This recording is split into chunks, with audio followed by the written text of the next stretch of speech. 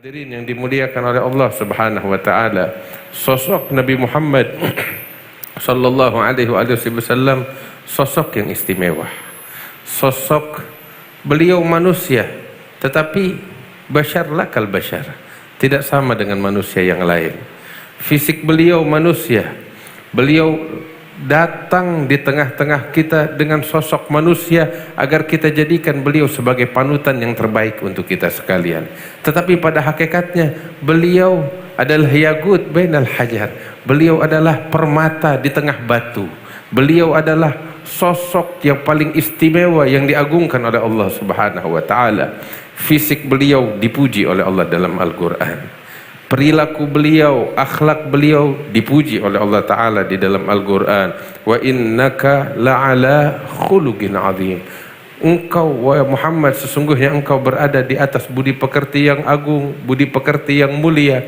Sehingga Al-Quran ketika kita baca, kita akan dapati betapa banyak Allah menceritakan akhlak Rasulullah sallallahu alaihi wasallam yang begitu mulia, yang begitu agung, yang dibanggakan oleh Allah Subhanahu wa taala di dalam Al-Quran. Sang pencipta membanggakan akhlak beliau, membanggakan akhlak Nabi besar Muhammad sallallahu alaihi wasallam, hingga Allah Ta'ala mengatakan kepada kita sekalian, laqad kana lakum fi rasulillahi uswatun hasanah. Pada sosok Nabi Muhammad terdapat suri tauladan yang terbaik.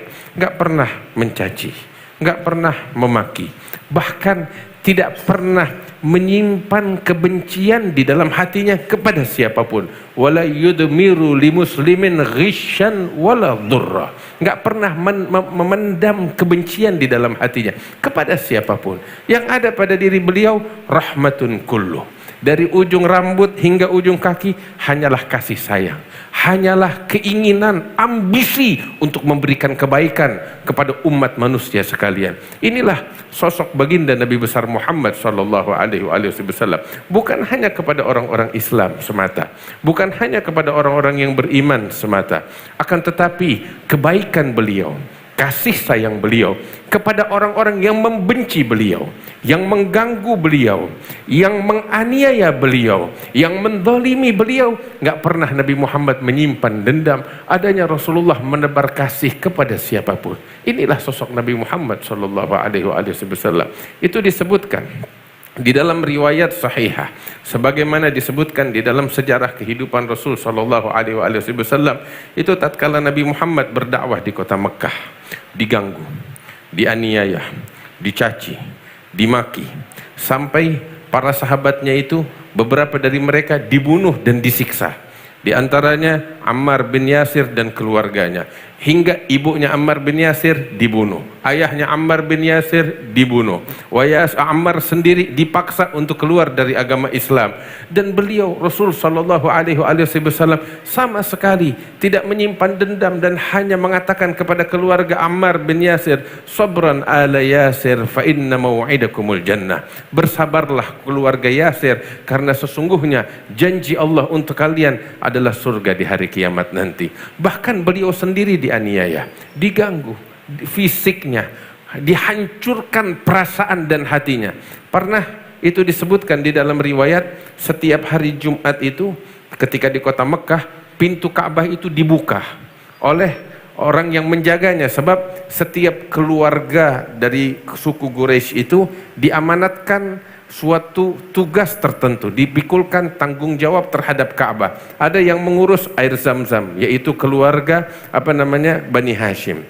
Ada lagi yang mengurus dengan tentang kunci Ka'bah, yaitu Bani Abdiddar. Dan setiap hari Jumat itu pintu Ka'bah dari zaman jahiliyah dibuka. Siapapun yang ingin masuk ke dalam Ka'bah diperbolehkan untuk masuk ke dalam pintu Ka'bah, dan pintu Ka'bah itu dibuka setiap hari Jumat.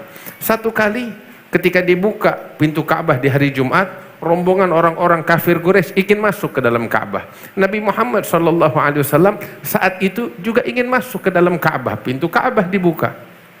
Ketika beliau ingin masuk, tiba-tiba yang pegang kunci, yang dipertanggungjawabkan untuk memegang kunci Ka'bah, namanya Utsman bin Talhah. Ini orang paling benci kepada Rasul sallallahu alaihi wasallam. Begitu Nabi mau masuk, dia hadang di depan pintu. Nabi bilang, ya Uthman, saya ingin masuk ke dalam Ka'bah. Uthman bin Talha bilang, kamu Muhammad tidak boleh masuk. Nabi bilang, saya pengen masuk, ini Ka'bah bukan milik dia. Ada bangunan yang dibangun oleh Nabi Ibrahim, rumah Allah subhanahu wa ta'ala. Keluarga Bani Abdiddar hanya ditugaskan memegang tanggung jawab, memegang kunci tersebut. Nggak boleh melarang orang. Tapi Uthman bin Talha melarang, kamu Muhammad nggak boleh masuk. Ya Uthman, saya pengen masuk, ingin mengambil keberkahan dari Ka'bah. Tidak boleh, yang lain boleh masuk. Iya, yang lain boleh masuk, kamu Muhammad tidak boleh. Diusir oleh Uthman bin Talha, pergi kamu. Diusir dengan cara yang tidak terhormat. Maka saat itu Nabi Muhammad bilang kepada Uthman bin Talha, ya Uthman, hari ini kamu mengusir saya dari pintu Ka'bah. Hari ini kamu melarang saya untuk masuk ke dalam pintu Ka'bah, ke dalam Ka'bah. Ingat ucapanku, kata Rasul, akan datang satu masa kunci Ka'bah yang kamu pegang itu akan berada di tangan saya. Dan saat itu saya memegang kuasa penuh. Dan saya punya kuasa untuk meletakkan, memberikan kunci Ka'bah kepada siapapun yang saya suka, kata Nabi Muhammad SAW. Uthman bin Talha bilang kepada Nabi Muhammad, itu tidak mungkin terjadi. Kalaupun itu terjadi, itu adalah kehancuran dan kehinaan bagi kami bangsa Quraisy. Nabi Muhammad bilang, tidak, itu akan terjadi. Dan sebaliknya, tatkala itu terjadi, itu adalah kemuliaan untuk bangsa Quraisy. Jalan Nabi Muhammad meninggalkan Uthman bin Talha. Berlalu 1 tahun, 2 tahun. Saat itu Uthman bin Talha, dia berhasil mengusir Nabi Muhammad dengan bangga, puas telah mengusir dari Nabi Muhammad dari pintu Ka'bah. Berlalu 1 tahun, 2 tahun, sampai Nabi Muhammad hijrah ke kota Madinah. Berlalu beberapa tahun, pertempuran demi pertempuran terjadi, hingga tatkala Fatah Mekah, kemenangan diraih oleh Nabi besar Muhammad SAW.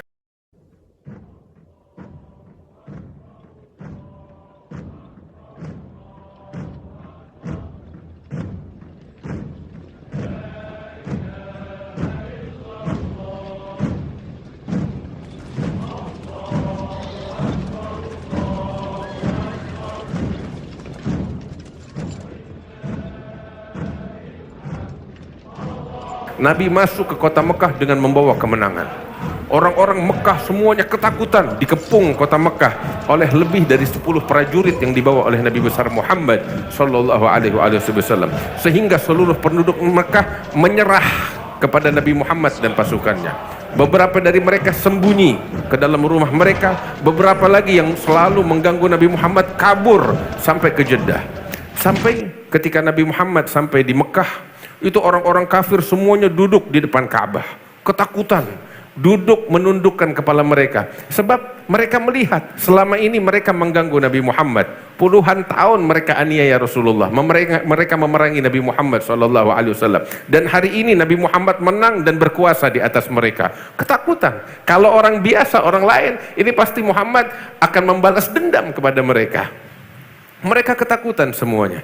Tatkala Nabi Muhammad datang, sedangkan orang-orang kafir Quraisy semua ketakutan, menundukkan kepala.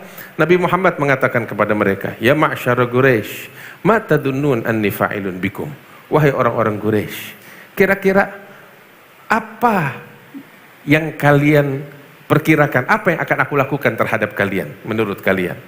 Maka orang-orang kafir ini, mereka mengatakan, mengemis di depan Rasul SAW, yang dahulu mereka membusungkan kepala dan dada mereka, menyombongkan diri mereka di hadapan Rasulullah. Saat itu mereka mengemis di depan Nabi Muhammad dan mengatakan, ya Rasul, ya Muhammad, yang kami harapkan darimu adalah kebaikanmu, adalah kemurahan hatimu. Wahai saudara kami, wahai keponakan kami yang baik. Dipanggil keponakan, dulu dipanggil tukang sihir, tukang bohong, dicaci dan dimaki. Sekarang dipanggil bukan cuma saudara, keponakan. Lihat, mereka jilat.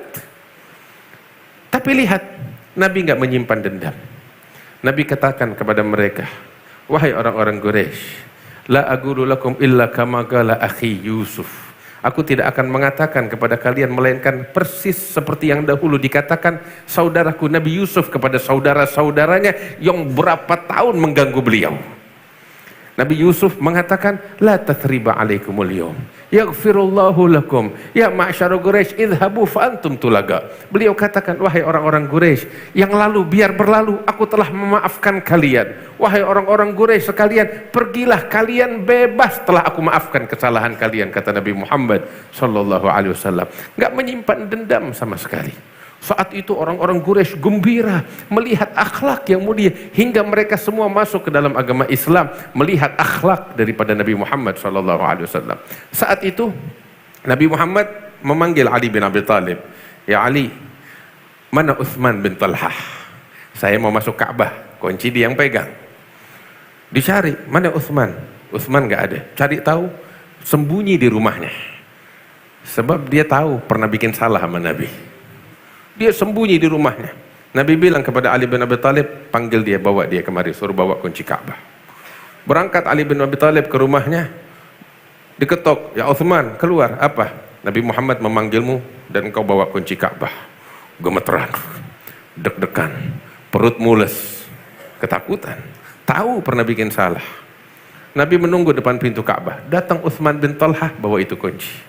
Nabi bilang, kemarikan itu kunci. Diserahkan, ketakutan Utsman. Nabi nggak banyak bicara. Dibuka itu kunci, Nabi masuk ke dalam. Nabi masuk ke dalam bersama Sayyidina Bilal, juga ikut ke dalamnya itu Utsman bin Talhah. Di dalam Ka'bah Nabi kunci pintu. Terus Nabi sholat 2 rakaat di sana atau beberapa rakaat.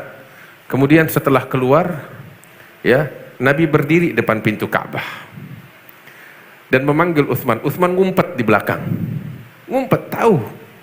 Nabi menoleh, ya Utsman, lebih ya Muhammad, kemari. Dia datang, dia takut menundukkan kepalanya. Nabi sambil pegang tuh kunci Ka'bah. Utsman, lebih ya Muhammad, kamu ingat berapa puluh tahun lalu kita berdiri di sini? Iya ya Muhammad, saya ingat. Saat itu saya mau masuk ke dalam Ka'bah, kamu menghalau saya, kamu mengusir saya, kamu menolak saya. Kamu ingat itu?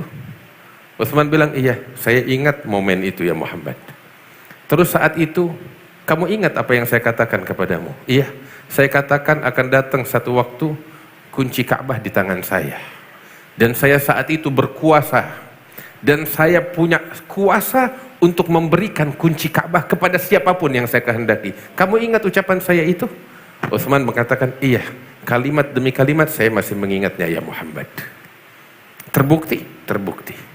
Dan kamu bilang, kalau itu terjadi itu adalah kehancuran bagi bangsa Quraisy. Dan saya katakan tidak, sebaliknya itu adalah kemuliaan bagi bangsa Quraisy. Dan sekarang mereka masuk Islam dan itu kemuliaan untuk mereka. Terus Nabi bilang, ini kunci sekarang di tangan saya. Nabi yang punya kuasa. Sayyidina Abbas bin Abdul Muttalib, pamannya Nabi Muhammad, saat itu beliau bertanggung jawab memegang air Zam-Zam. Abbas bilang kepada Rasulullah, ya Rasulullah, sempurnakan kemuliaan kita, keluarga Bani Hashim. Kita memegang kemuliaan air Zam-Zam dan juga biar kunci Ka'bah kita yang pegang, sehingga sempurna kemuliaan kita. Saat itu, kemuliaan itu di tangan Rasulullah. Abbas meminta, dan ini kalau diserahkan kepada Abbas, kemuliaan untuk keluarga Bani Hashim yang namanya Nabi Muhammad termaksud bagian dari ini. Tapi lihat, saat Abbas meminta, Utsman bin Talhah ketakutan, Nabi membawakan suatu ayat dalam Al-Quran. Innallaha ya'murukum an tu'addul amanat ila ahliha. Allah memerintahkan kalian untuk memberikan amanat kepada pemiliknya. Maka Nabi memanggil Utsman, ya Utsman kemari. Lebih ya Muhammad, ambil kunci ini untukmu. Engkau pegang tanggung jawab menjaga kunci Ka'bah. Bukan hanya engkau. Khuduha khalidah talidah la yanzi'uha minkum illa zalim. Nabi bilang, ambillah kunci ini, turun temurun sampai hari kiamat daripada keturunanmu, dan tidak ada yang mengambil darimu kecuali dia zalim, kata Nabi Muhammad. Lihat, kemuliaan itu dikembalikan oleh Rasulullah kepada Utsman bin Talhah yang pada dahulu kala mengganggu Nabi Muhammad SAW. Dan bukan hanya itu, kemuliaan ini dijaga oleh Rasulullah. dipatenkan oleh Nabi Muhammad untuk Utsman bin Thalhah yang dulu ganggu Nabi Muhammad, yang dulu mengusir Nabi Muhammad. Dipatenkan oleh Nabi Muhammad untuk mereka, sampai Nabi bilang nggak ada yang berhak mencabutnya dari kalian kecuali itu orang zalim. Sampai detik ini kunci Ka'bah dipegang oleh keturunan mereka Bani Abdiddar atas wasiat dari Nabi Muhammad SAW. Inilah perilaku Nabi Muhammad, akhlak beliau kepada orang-orang yang zalim kepada beliau, kepada orang-orang yang kafir kepada beliau, yang menghina beliau. Inilah sosok Nabi Muhammad SAW. Sungguh sosok yang semacam ini, orang yang sosok yang istimewa, yang hatinya murni, nggak menyimpan dendam, kebencian kepada siapapun, rahmah, kasih sayang yang tulus kepada sekalian umat manusia.